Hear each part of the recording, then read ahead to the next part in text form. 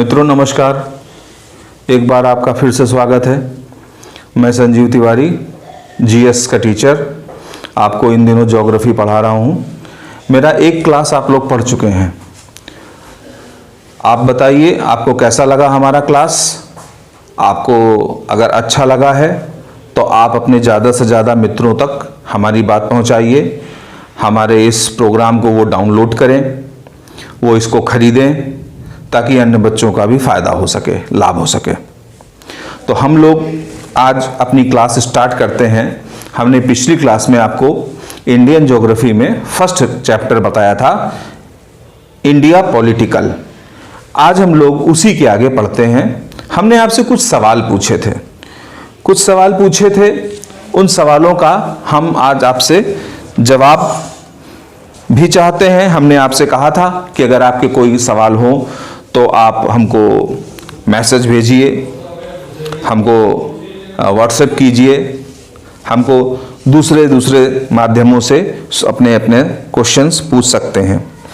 तो हमने आपसे ये पूछा था, पहले 3 सवाल पूछे थे। तीनों में से जवाब तो अभी हमें किसी के नहीं मिले, लेकिन हम अपनी तरफ से जवाब दे रहे हैं आपको।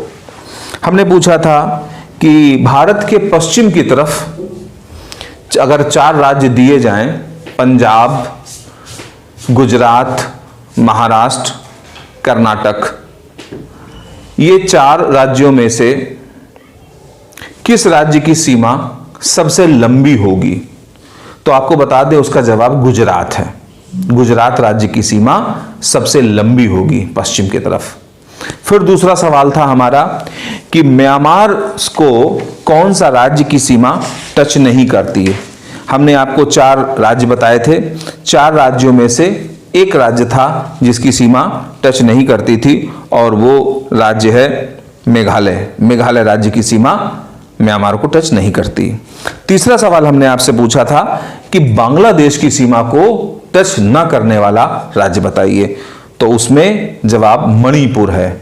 मणिपुर बांग्लादेश को टच नहीं करता। ठीक है, ये 3 सवाल हमने आपको पूछे थे, जिसके जवाब आज हमने आपको दे दिए। अब हम लोग उसी को आगे बढ़ाते हैं, इंडिया पॉलिटिकल को, क्योंकि ये चैप्टर बहुत इंपॉर्टेंट है और इससे अलग अलग तरह के सवाल पूछे ही जाते हैं। जैसे कि हमने 5 मिनट में आपको बता दें कि ग्लोब के बारे में बताया हमने आपको अक्षांश देशांतर रेखाओं के बारे में बताया, हमने आपको टाइम पीरियड के बारे में बताया, प्रधान यमोत्तर के बारे में बताया, हमने आपको टाइम का जो ड्यूरेशन है 82.5 डिग्री के अकॉर्डिंग जो हमारा समय चलता है उसके बारे में बताया विस्तार से। हमने आपको स्थलीय पड़ोसी और समुद्री पड़ोसियों के बारे में बताया, तट रेखा की लंबाई के बारे में बताया। हमने आपको प्रादेशिक सीमा और जो संलग्न क्षेत्र मंडल है EEZ है, समुद्र की जो 3 सीमाएं हैं, 12 मील नॉटिकल मील, 24 नॉटिकल मील और 200 नॉटिकल मील, इसके बारे में बताया। इसके अलावा हमने आपको थोड़ा सा टच किया था अंडमान निकोबार और लक्षद्वीप के आइलैंड्स के बारे में, थोड़ा सा बताया था। आज उसके बारे में डिटेल से बताते हैं। तट रेखा की लंबाई के बारे में भी हमने आपको बताया था। अगर हम इंडियन मैप को देखेंगे, भारत के मैप को देखेंगे, तो भारत का मैप निश्चित रूप से ऐसा दिखाई पड़ता है कि आधा हिस्सा उसका स्थल से जुड़ा हुआ है और आधा हिस्सा समुद्र से। ठीक है, कुछ इस प्रकार का भारत का मानचित्र देखा होगा आपने, जिसमें से यहां से लेकर के यहां तक का हिस्सा, पूरा नॉर्थ का हिस्सा स्थल से जुड़ा हुआ है और ये पूरा हिस्सा समुद्र में है, जिसमें ये बंगाल की खाड़ी है और ये अरब सागर। हमने बताया था आपको कि अगर हम केवल इसकी बात करते हैं, यानी कोस्टल लाइन की, ठीक है, कोस्टल लाइन की, समुद्री तट रेखा की बात करते हैं, तो समुद्री तट रेखा की कुल लंबाई 6100 किलोमीटर आएगी। समुद्री तट रेखा की कुल लंबाई 6100 किलोमीटर आती है। लेकिन अगर वही हम आइलैंड्स को भी जोड़ दें, भारत में जितने भी द्वीप हैं, आइलैंड हैं, चाहे वो बंगाल की खाड़ी की तरफ के आइलैंड्स हों या वो अरब सागर की तरफ के आइलैंड्स हों, अगर हम इन आइलैंड्स को भी जोड़ देते हैं तो इसमें लगभग 1500 किलोमीटर की वृद्धि हो जाती है, यानी तब हो जाती है 7516.6 किलोमीटर।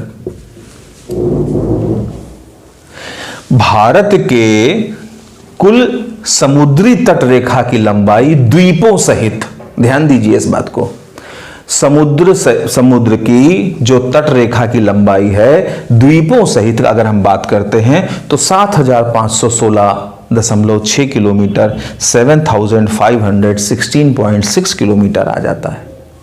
लेकिन अगर हम केवल स्थल सीमा की बात करें तो ये 15,200 किलोमीटर होगा।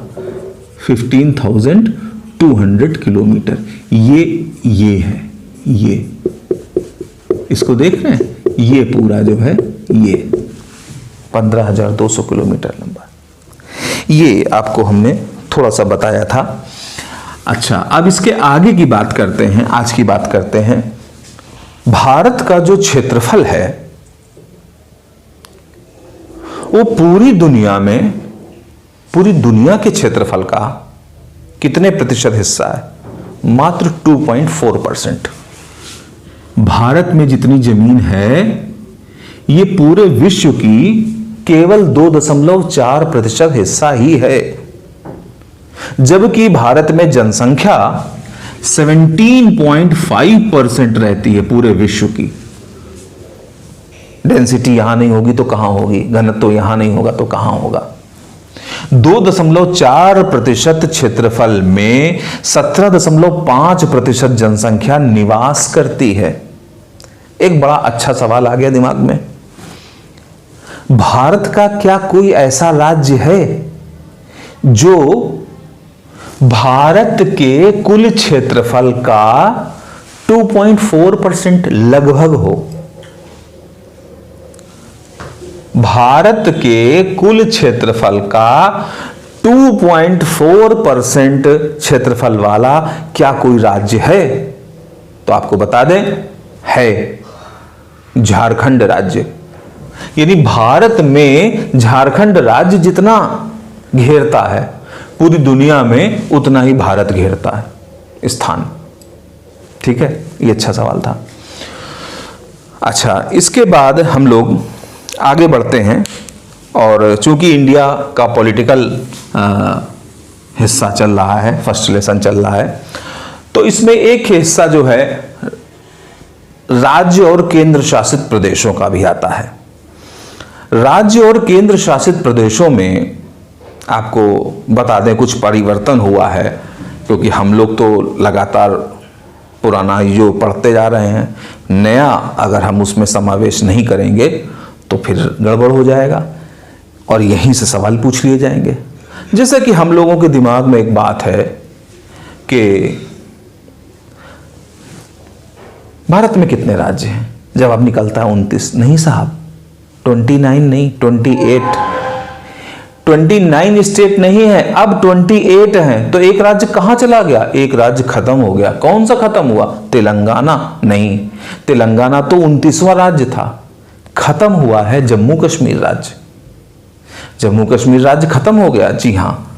अब वो हो गया है केंद्र शासित प्रदेश, और उसके 2 हिस्से हो गए हैं। तो केंद्र शासित प्रदेश कितने थे, यानी यूनियन टेरिटरी कितनी थी? यूनियन टेरिटरी अभी तक 7 थी, अब ये 2 नई और आ गई तो हो गई 9 यूनियन टेरिटरी एंड 28 स्टेट आज की तारीख में। जरा ये 9 स्टेट यूनियन टेरिटरी का देख लें हम, जरा देखें। फर्स्ट इज दिल्ली, ठीक है, एनसीआर भी है। दूसरा चंडीगढ़ मान लेते हैं। तीसरा अंडमान एंड निकोबार द्वीप समूह। चौथा लक्षद्वीप ले लेते हैं। 5वां पौंडीचेरी ले लेते हैं, 6ठा दमन एंड दीव ले लेते हैं, 7वां दादरा और नगर हवेली ले लेते हैं,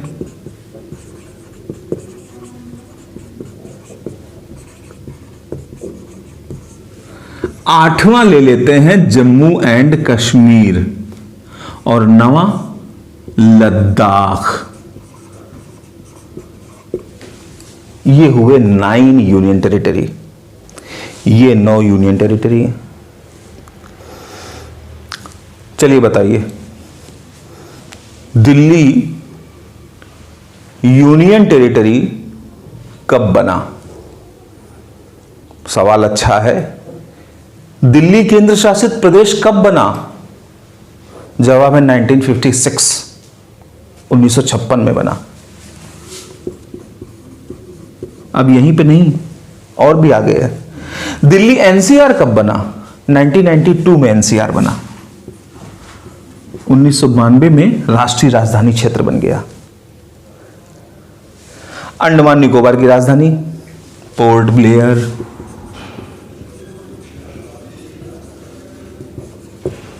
लक्षद्वीप की राजधानी कवरत्ती।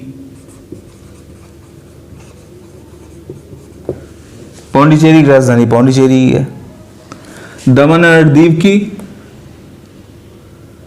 दमन।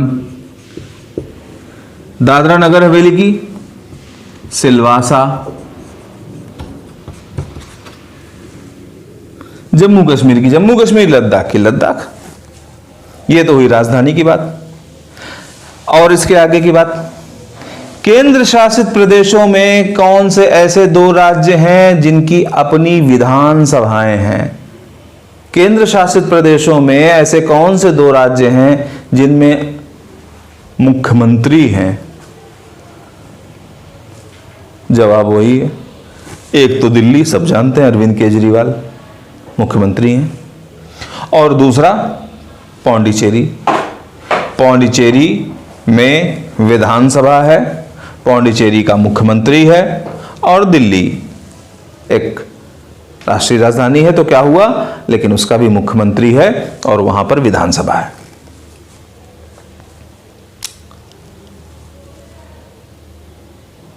इसके बाद इन राज्यों के बारे में और फिर से पढ़ेंगे हम, और बढ़ेंगे। जरा हम राज्यों की तरफ आना चाहते हैं। राज्यों की तरफ अगर हम आते हैं तो राज्यों में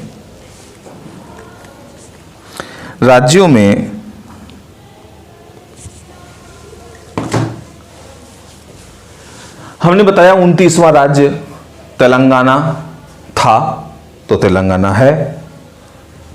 अब अगर सवाल पूछा जाए भारत में कितने राज्य हैं, तो जवाब है 28 राज्य। 29वां राज्य कौन सा था? अगर ये हो तो आप तो कहोगे कि 29 राज्य है ही नहीं, तो 29वां राज्य हम कैसे बता दें? अगर वो पूछ रहे हैं 29वां राज्य, तो आपको बताना पड़ेगा 29वां राज्य तेलंगाना था। ठीक है, तो तेलंगाना था 29वां राज्य। राज्यों में कुछ भाषा के बारे में बात कर लेते हैं, क्योंकि ये ऐसे टॉपिक हैं कि इनके बारे में फिर कभी बात नहीं की जा पाएगी और इनसे सवाल पूछा जाता है। आपको पक्का है आज की क्लास अच्छी लगेगी, मैं गारंटी देता हूं पहले से ही। देखें, भाषा, सवाल वहीं से पूछा जाता है जहां पर आपने पढ़ा हुआ हो, लेकिन वहां पर थोड़ा सा कंफ्यूजन भी हो। जैसे आपसे अगर पूछ दिया जाए कि भारत में कितने ऐसे राज्य हैं जिनकी कार्यकारी भाषा हिंदी है, बताइए जवाब क्या है? देख लेते हैं। भारत में कितने ऐसे राज्य हैं जिनमें मान्यता प्राप्त भाषा या कार्यकारी भाषा हिंदी है? ठीक है, देखें। यूपी सबसे पहले, फिर राजस्थान, फिर मध्य प्रदेश, फिर छत्तीसगढ़, फिर पांचवा राज्य बिहार, छठा राज्य झारखंड,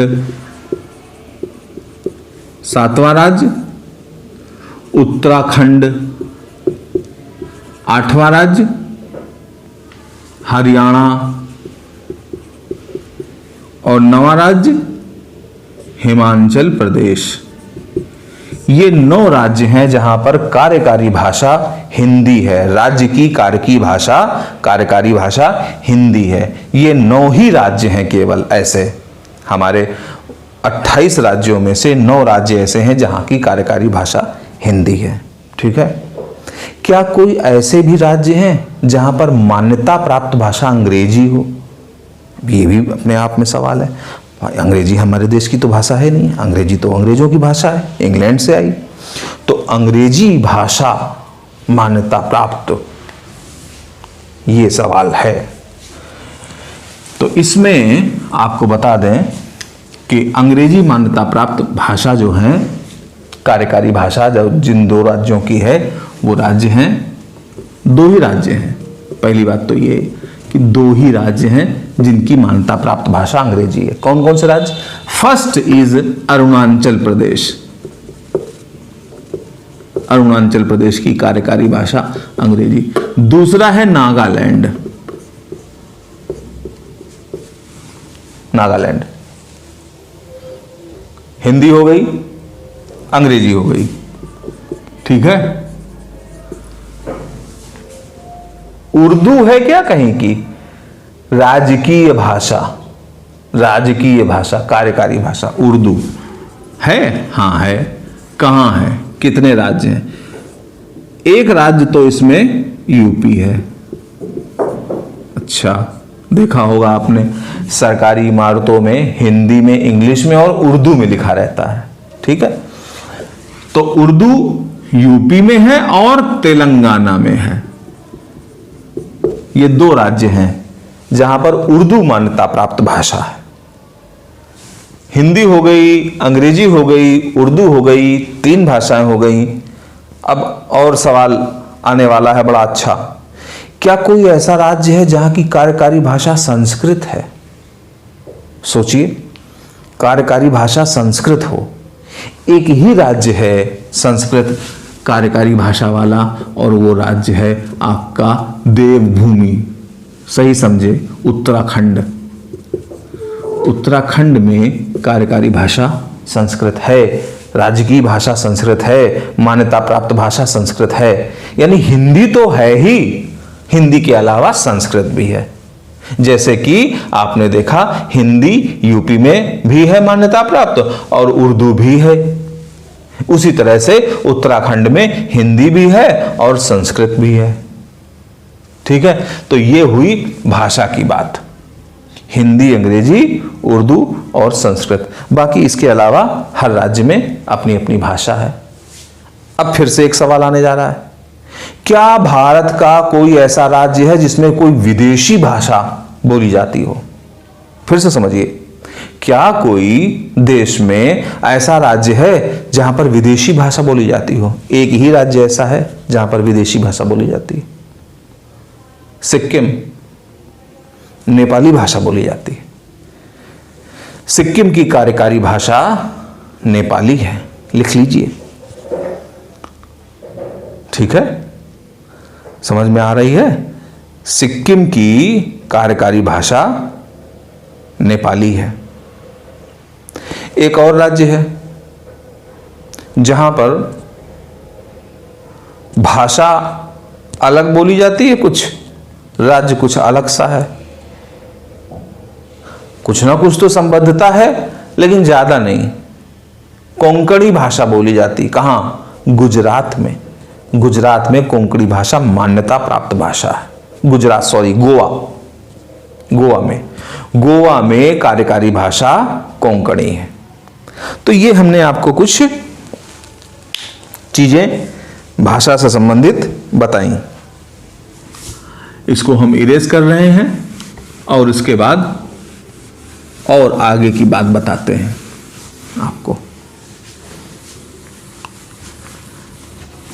इसको वीडियो को आप बार बार देखेंगे,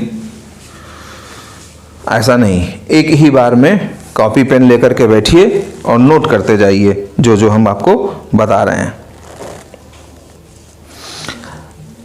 बांग्ला भाषा के बारे में भी आपको थोड़ा सा जानकारी होगी कि बांग्ला भाषा कितने राज्यों में बोली जाती है। बंगाल में तो बोली ही जाती है, इसके अलावा बांग्ला भाषा कहीं बोली जाती है? त्रिपुरा में बोली जाती है बांग्ला भाषा। बांग्ला भाषा त्रिपुरा की और वेस्ट बंगाल की कार्यकारी भाषा है, मान्यता प्राप्त भाषा है, राजकीय भाषा है। ये आपको चीजें हमने बताई। अब फिर से थोड़ा सा हम आ जाते हैं 1 मिनट के लिए जम्मू कश्मीर और लद्दाख की ओर, क्योंकि यहां से 2 सवाल दिखाई पड़ रहे हैं हमको बनते हुए। आप लोग कहेंगे दिखाई पड़ रहे हैं? जी हाँ, मुझे दिखाई पड़ रहे हैं, क्योंकि अभी तक तो पूछा नहीं गया है, पूछने की प्रबल संभावना है। जम्मू कश्मीर राज्य में धारा 370 किस दिन हटी? 5 अगस्त 2019 को। 1 साल हो गया 5 अगस्त 2020 से। जम्मू कश्मीर में धारा 370 5 अगस्त 2019 को समाप्त हो गई। समाप्त हो गई का मतलब खत्म हो गई। धारा 370 समाप्त, राज्य अलग धारा 370 से। एक तो ये कदम उठाया गया जम्मू कश्मीर में, जो कि सवाल पूछा जाने वाला है। दूसरा सवाल है, जम्मू कश्मीर राज्य को लद्दाख से और जम्मू कश्मीर से 2 भागों में बांटा गया, यूनियन टेरिटरी बनाया गया, कब, किस तारीख को? तो ध्यान रखिएगा, 31 अक्टूबर 2019 31 अक्टूबर 2019 को लद्दाख और जम्मू कश्मीर नाम के 2 केंद्र शासित प्रदेश बना दिए गए। अब आप लोग याद करो, आज मैं पहली बार आपसे कह रहा हूं, क्योंकि ये ज्योग्राफी है। अभी तो हमको आपके बहुत सारे क्लास लेने हैं, आप पढ़ेंगे, देखेंगे। एक क्लास की चीजें दूसरी क्लास में क्लियर होंगी, यानी एक क्लास दूसरी क्लास से पूरी तरह से संबद्ध है। आपने अगर आज मेरा ये वाला क्लास पढ़ रहे हैं और पहले वाला क्लास नहीं पढ़ा तो फिर बेकार हो जाएगा। पहले वाला क्लास आप जरूर पढ़ें और उसके बाद ये वाला क्लास पढ़ें, तब आपको समझ में आएगा संबद्धता क्या है। मैंने आपको बताया था पिछली क्लास में कि चीन से लगने वाले 5 राज्य, क्या सही है? अब जब नया सीन आ गया है तब, जी नहीं, अब नया सीन आ गया है तो चीन से लगने वाले राज्यों की संख्या हो गई है 6। 2 केंद्र शासित प्रदेश भी तो हो गए हैं। तो एक बार फिर से देख लें जरा चीन को टच करने वाले राज्य। देखें,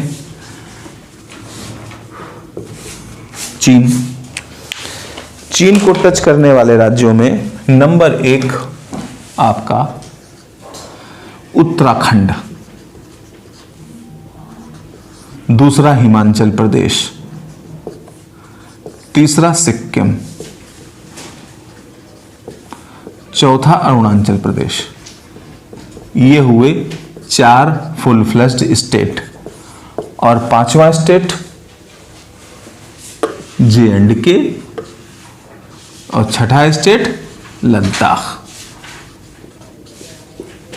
ये 6 स्टेट हो गए, जिसमें ये यूनियन टेरिटरी है और ये फुल स्टेट।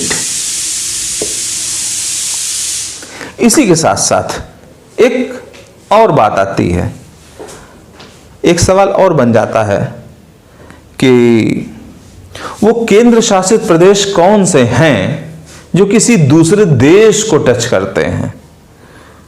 अभी तक कोई भी ऐसा केंद्र शासित प्रदेश नहीं था जो किसी दूसरे देश को टच करता, किसी दूसरे देश को छूता।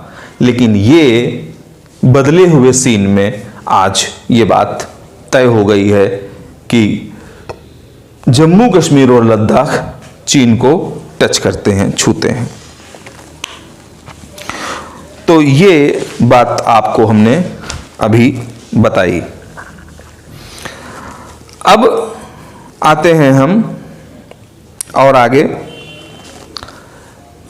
आपको मालूम है कि जब देश हमारा आज़ाद हुआ तो राज्यों का वो नाम नहीं था जो आज नाम है। जैसे उत्तर प्रदेश का नाम उत्तर प्रदेश ना होकर के संयुक्त प्रांत आगरा एवं अवध था। मध्य प्रदेश को हम सेंट्रल प्रोविंस कहते थे। गुजरात को सौराष्ट्र कहा जाता था। और इसी प्रकार से दूसरे दूसरे राज्यों के नाम। तो राज्यों का पुनर्गठन किया गया भाषा के आधार पर। भाषाई आधार पर जब राज्यों का पुनर्गठन हुआ तो उसके लिए बड़ा लंबा आंदोलन हुआ, वो हम आपको बाद में बताएंगे। इतना समझ लीजिए कि भाषा के आधार पर गठित होने वाला पहला राज्य आंध्र प्रदेश था। ठीक है, भाषा के आधार पर गठित होने वाला पहला राज्य आंध्र प्रदेश। लेकिन कहते हैं भाषा के आधार पर गठित होने वाला पहला राज्य आंध्र प्रदेश था। 1953 के आसपास वो गठित हुआ। और यहाँ 26 जनवरी 1950 को भी कुछ राज्य गठित हुए थे, जिसमें उत्तर प्रदेश और बिहार, तमिलनाडु, उड़ीसा और असम ये राज्य थे।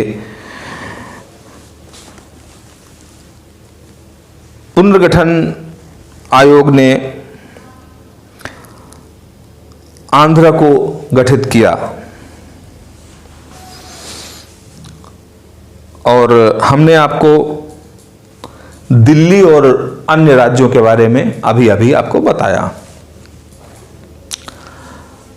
अब हम सीधे आइलैंड्स की ओर आते हैं और आइलैंड्स के बाद हम मिसलिनियस फैक्ट्स में आ जाएंगे, क्योंकि एक फैक्ट्स कहीं इंपॉर्टेंट है, कहीं दूसरा फैक्ट्स इंपॉर्टेंट है। तो अब हम लोग सीधे आइलैंड्स पर आते हैं, अरेबियन सी और बे ऑफ बंगाल। तो देखिए, ये आपकी 0 डिग्री इक्वेटर है और 0 डिग्री की इक्वेटर के ऊपर क्रमशः 1-1 डिग्री के अंतराल पर लाइनें हैं। जैसे ये 1 डिग्री की लाइन, 2 डिग्री की लाइन, 3 डिग्री की लाइन, और ये लाइन जा रही है 8 डिग्री की। 8 डिग्री 4 मिनट इंडिया के कन्याकुमारी को टच करती है ना। तो इसका मतलब 0 से लेकर के 8 तक 8 लाइनें जाती हैं और यहीं पर अंडमान निकोबार है। ठीक है, यहां पर लक्षद्वीप है।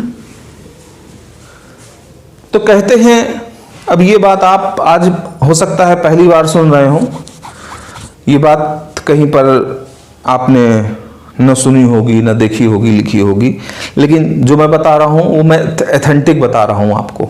आप देख लीजिएगा, भारत में टोटल नंबर ऑफ आइलैंड्स 1256 है।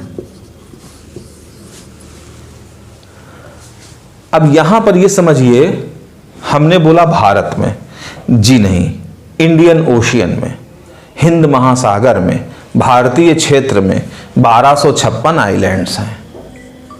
बस इतनी सी बात है।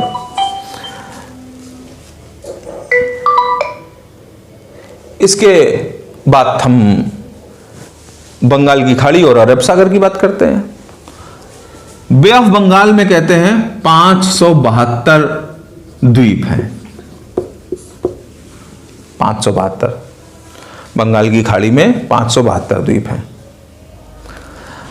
अंडमान निकोबार इन्हीं में से एक है। इसमें 36 द्वीप जो हैं वो आबाद हैं। आबाद है नहीं, आबादी है, उनमें आबादी है। 36 द्वीप आबाद हैं। और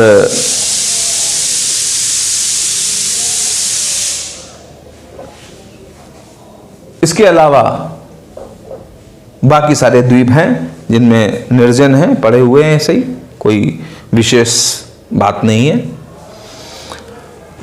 तो इन द्वीपों में अंडमान निकोबार द्वीप समूह है।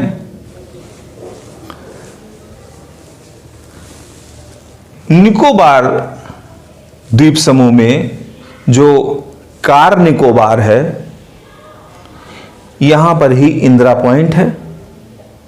इंदिरा पॉइंट इंडिया का दक्षिणतम बिंदु कहा जाता है, भारत का दक्षिणतम बिंदु इंदिरा पॉइंट निकोबार में, दक्षिणी निकोबार में।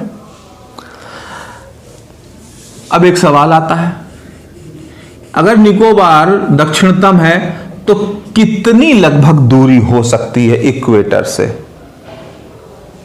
इक्वेटर से, विषुवत रेखा से निकोबार की दूरी कितनी हो सकती है? आपको बता दें 876 किलोमीटर मात्र दूर रहता है इक्वेटर से। इंदिरा पॉइंट 876 किलोमीटर दूर है। यह वही इंदिरा पॉइंट है जो 2004 की सुनामी में डूब गया था।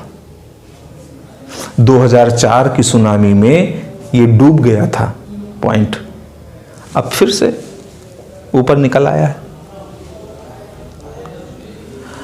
अंडमान निकोबार को थोड़ा फोकस करके हम यहां बनाना चाहते हैं ताकि आप लोग अच्छे से समझ पाएं।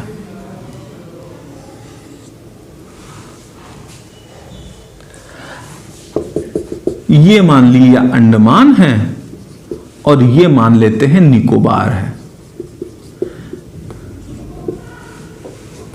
और थोड़े से द्वीप हैं छोटे छोटे से, और ऐसे ऐसे करके तमाम सारे द्वीप हैं, इधर भी इधर भी। अंडमान निकोबार में सबसे बड़ा द्वीप कौन सा है?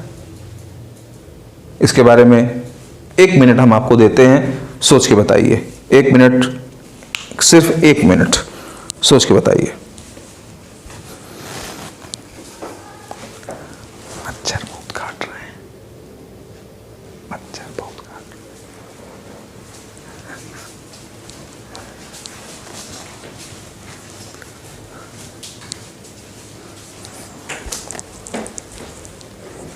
मेरे ख्याल से 1 मिनट हो गया है।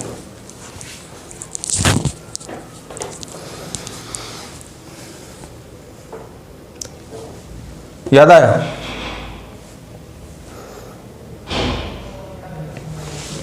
अंडमान निकोबार का सबसे बड़ा द्वीप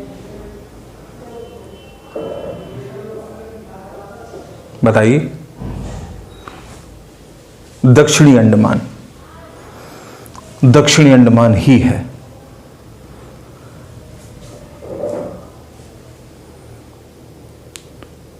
ठीक है, दक्षिणी अंडमान अंडमान निकोबार का सबसे बड़ा द्वीप है। अब अंडमान और निकोबार को, ये हमने देखिए डॉट डॉट करके दिखाया हुआ है। जो लाइन अलग करती है, इस लाइन को क्या कहते हैं? ये कहते हैं 10 डिग्री चैनल द्वारा अंडमान और निकोबार अलग अलग होता है, 10 डिग्री चैनल द्वारा।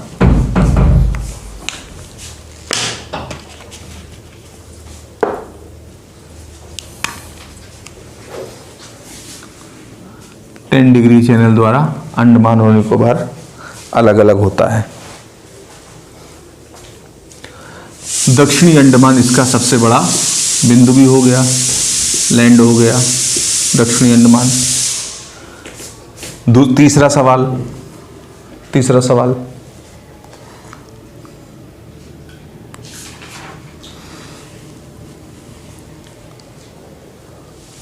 अंडमान की और निकोबार की राजधानी क्या है? Port Blair. कहाँ है?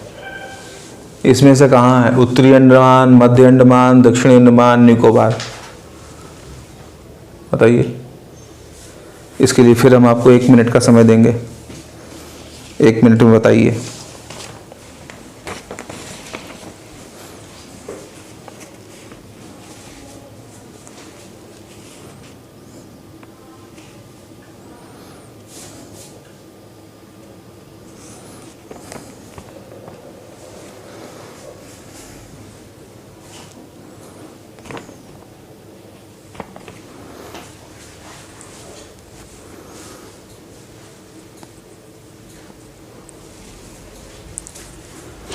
आया याद?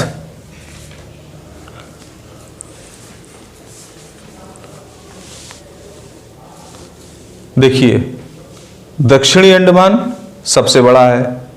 अंडमान और निकोबार 10 डिग्री चैनल द्वारा अलग अलग होते हैं। अंडमान की राजधानी या अंडमान निकोबार द्वीप समूह की राजधानी पोर्ट ब्लेयर है, जो कि दक्षिणी अंडमान में है। जो सबसे बड़ा आइलैंड है उसमें अंडमान निकोबार की राजधानी पोर्ट ब्लेयर है। ठीक है, अच्छा। अब एक और विशेष बात आती है, अक्सर करके पूछा जाता है और पूछ सकते हैं फिर, क्योंकि आप लोग जान रहे हैं अब एग्जाम का पैटर्न बिल्कुल डिफरेंट कर दिया गया है। सेंट्रल गवर्नमेंट ने एसएससी, रेलवे और बैंकिंग को मर्ज कर दिया है, मिला दिया है, और उसके लिए एक स्क्रीनिंग टेस्ट बनाया गया है। और स्क्रीनिंग टेस्ट के बाद जो 3 साल तक वैलिड है, उसके बाद फिर आगे की बात होगी। तो अब सवाल थोड़ा सा कठिन भी हो सकता है।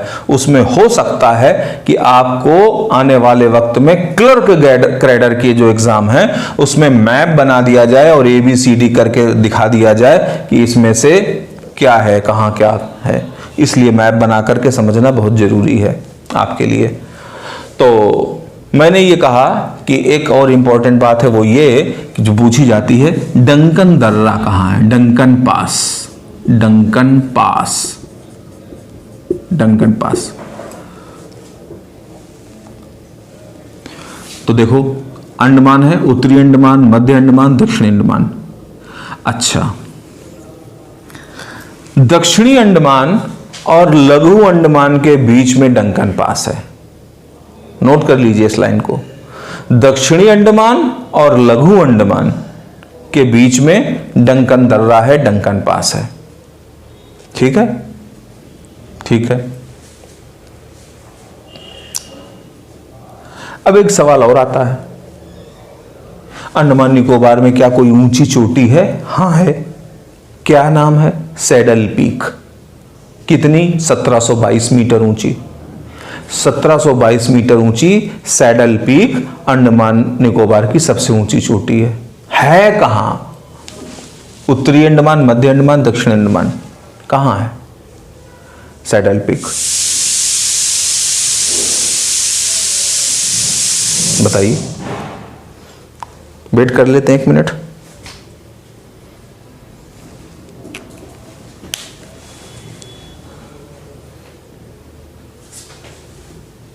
नहीं याद आया? उत्तरी अंडमान में, उत्तरी अंडमान में सैडल पीक है। उत्तरी अंडमान में सैडल पीक 1722 मीटर ऊंची, सैडल पीक 1722 मीटर।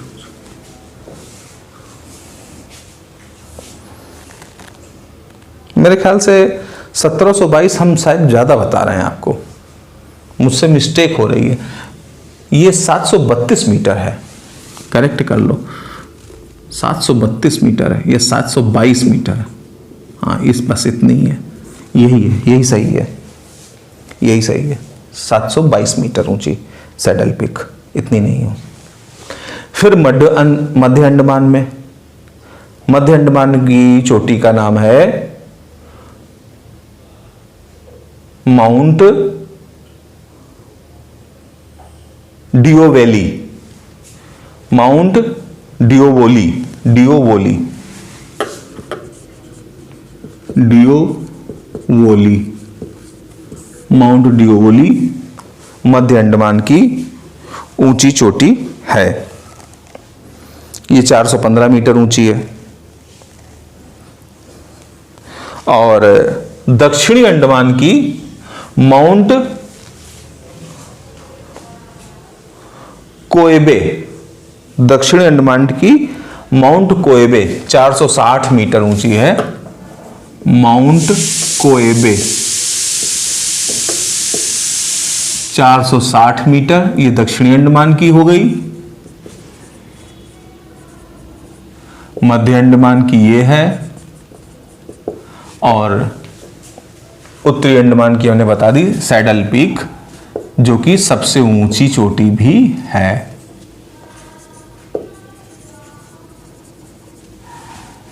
ठीक है।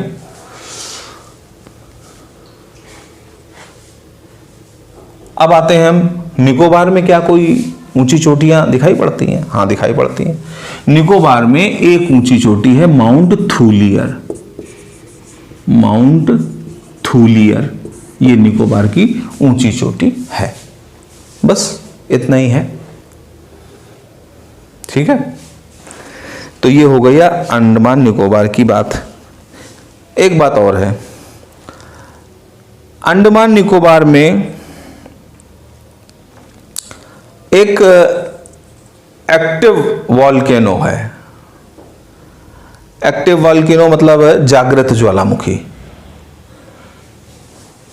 बैरन द्वीप पर, बैरन आइलैंड पर बैरन नाम का ज्वालामुखी है और ये अंडमान निकोबार में द्वीप समूह में ईस्ट की तरफ है, पूरब की तरफ है। मध्य अंडमान में, मध्य अंडमान ना समझिए आप बस इतना समझ लीजिए कि बैरन द्वीप पर बैरन नाम का ज्वालामुखी है जो एक्टिव वोल्केनो है और ये दक्षिण एशिया का एकमात्र जागृत ज्वालामुखी है। यानी यहां पर आज भी धुआं निकल रहा है, डस्ट निकल रही है और लावा भी निकल रहा है वगैरह वगैरह। ठीक है। यह है एक्टिव वॉल्केनो। एक वॉल्केनो ऐसा है जो सुषुप्त है। ज्वालामुखी 3 प्रकार के होते हैं, आपको बताया जाएगा आगे। जागृत ज्वालामुखी, शांत ज्वालामुखी और सुषुप्त ज्वालामुखी। तो यह सुषुप्त ज्वालामुखी है। सुषुप्त ज्वालामुखी कहते हैं dormant volcano. Dormant volcano is Narcondam island. Narcondam island में नरकुंडम वॉल्केनो डॉर्मेंट वॉल्केनो है, सुषुप्त ज्वालामुखी है। ये हमने आपको कुछ चीजें अंडमान निकोबार से रिलेटेड बताई। अब हम आ जाते हैं लक्षद्वीप की ओर। लक्षद्वीप की ओर आ जाते हैं। अरब सागर में लक्षद्वीप, 36 द्वीप लक्षद्वीप के अंतर्गत आते हैं, 36 आइलैंड। लेकिन अगर हम पूरे अरेबियन सी की बात करें तो लगभग 253 आइलैंड हैं। 253, जैसे उसमें हमने कहा था ना कि 572 द्वीप हैं, ऐसे इसमें इधर इतने हैं। बाकी हिंद महासागर एरिया के अंतर्गत है। जैसे आपने सुना होगा डियागो गार्सिया इंडियन ओशियन में है और भी हैं कई और भी हैं, हम आपको अभी बताएंगे। चागोस है ना, चागोस द्वीप है, ये भी इंडियन ओशियन में। इस तरह से ये इनके बारे में कभी नहीं पढ़ा लेकिन है इंडियन ओशियन में। तो अब ये 253 इस तरफ है पूरे में, जिसमें कि लक्षद्वीप जो है वो 36 द्वीप समूह का एक समूह है लक्षद्वीप। और ये कैसा है? कोरल आइलैंड है, प्रवाल भित्ति द्वीप है। ठीक है, प्रवाल भित्ति द्वीप है, कोरल आइलैंड है। इसमें से 10 में ही केवल लोग बसे हैं, 16 निर्जन है। 10 पर लोग बसे हैं, 10 पर आबादी पाई जाती है, 16 निर्जन है, उसमें कोई लोग नहीं रहते हैं। लक्षद्वीप की राजधानी आपको मालूम होने बताया, कवरत्ती। ठीक है, कवरत्ती लक्षद्वीप की राजधानी। अब कवरत्ती में आपको बताएं कि ये कवरत्ती जो है प्रशासनिक राजधानी तो है ही लक्षद्वीप की, और ये बस इतनी बात है कि कवरत्ती जो है वो लक्षद्वीप की प्रशासनिक राजधानी, जिला मुख्यालय है इस पूरे का, लक्षद्वीप समूह का। और यहां पर एक सवाल आता है, लक्षद्वीप का सबसे बड़ा द्वीप कौन सा है? लक्षद्वीप का सबसे बड़ा द्वीप कौन सा है? हमेशा की तरह आपको फिर से 1 मिनट दे रहा हूं, बताइए सोच करके।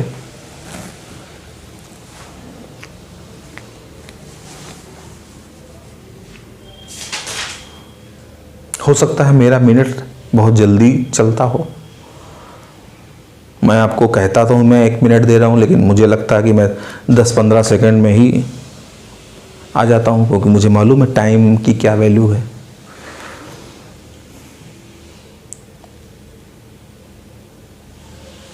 बताइए, लक्षद्वीप का सबसे बड़ा द्वीप कौन सा है? मिनिकॉय। मिनिकॉय,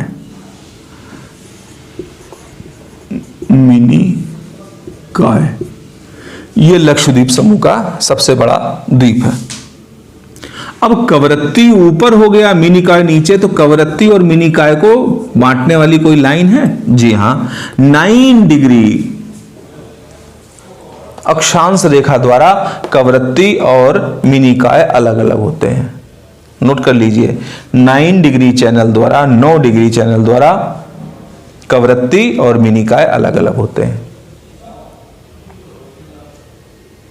ठीक है,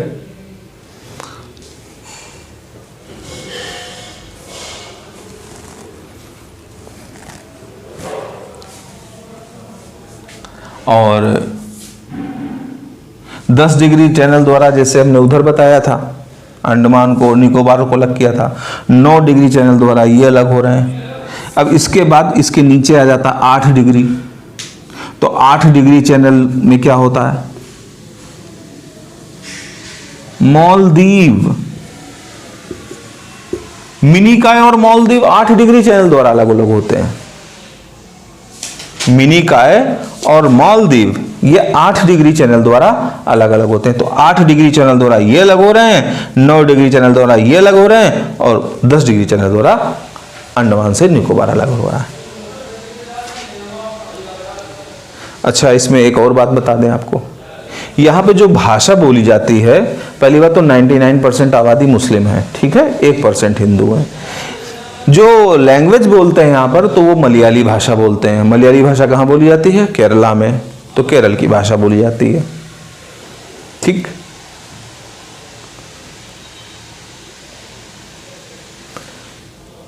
मिनिकॉय में मलयाली नहीं बोली जाती। मिनिकॉय की, जो कि सबसे बड़ा आइलैंड है, यहां पे कार्यकारी भाषा और बोली जाने वाली भाषा, मान्यता प्राप्त भाषा दूसरी है। दूसरी है, महल भाषा बोली जाती है यहां पे। अच्छा सवाल है, पूछा जा सकने वाला। महल भाषा, महल भाषा। अब यह महल भाषा क्या है? महल भाषा मिनिकॉय द्वीप में बोली जाती है। महल भाषा दरअसल मालदीव की मूल भाषा है, इसलिए ये मिनिकॉय में बोली जाती है। तो एक तरह से वो सवाल आप याद करो जो हमने कहा था कि भारत में एक ऐसी भाषा है, एकमात्र ऐसा राज्य है जहां पर दूसरे देश की भाषा बोली जाती है।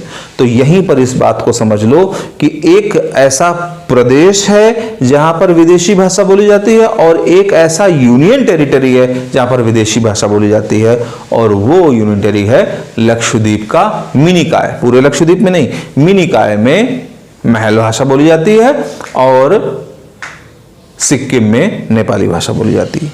तो ये हमने आपको कुछ जानकारी दी। अब जो जानकारी है थोड़ी सी और बची हुई, वो हम आपको मिसलिनियस में दे देते हैं, लेकिन एक नाम और लिख लो नोट में, चाहे इधर चाहे उधर, किसी भी तरह से नोट में ही लिख लो, ठीक है, नोट ज्यादा ठीक रहेगा। उड़ीसा के पास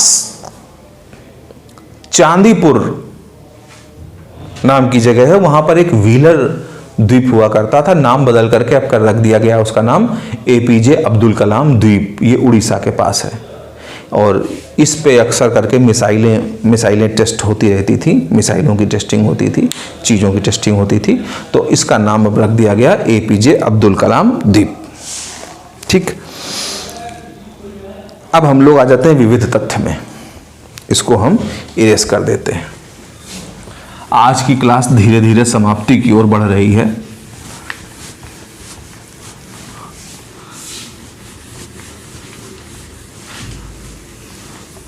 इसको भी रेस कर दे रहे हैं।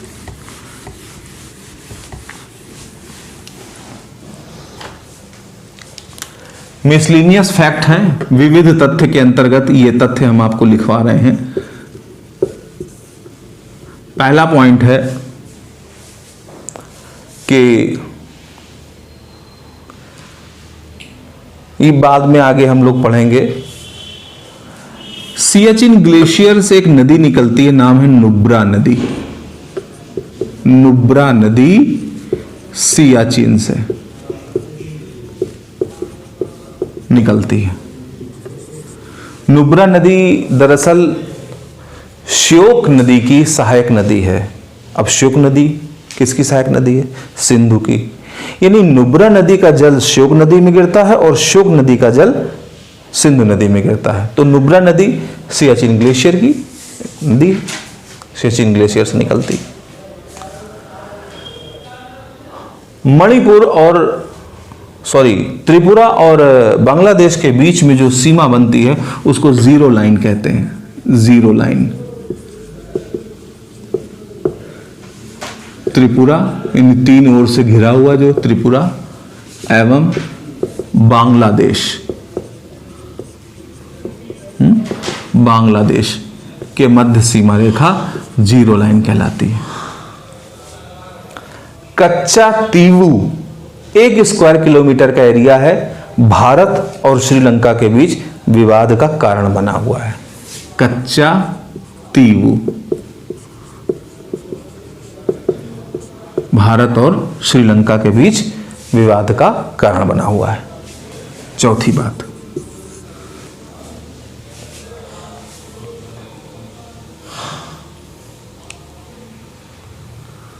ऑपरेशन विजय। ऑपरेशन विजय कारगिल में किया गया था। ऑपरेशन विजय कारगिल में किया गया था। इसके अलावा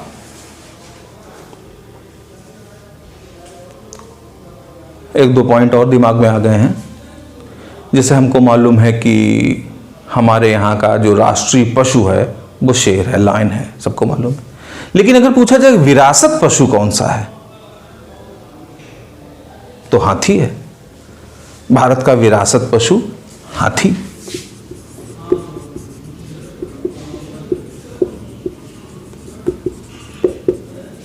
(1992) से हाथी संरक्षण अभियान चल रहा है। राष्ट्रीय मिठाई मालूम है? जलेबी। राष्ट्रीय मिठाई जलेबी और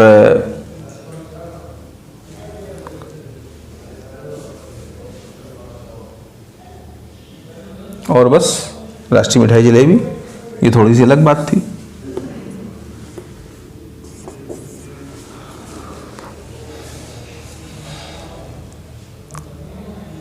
अच्छा, ये क्या है बताइए? लिखें? चलो लिख दे रहे हैं। फाइकस बेंगालेसिस।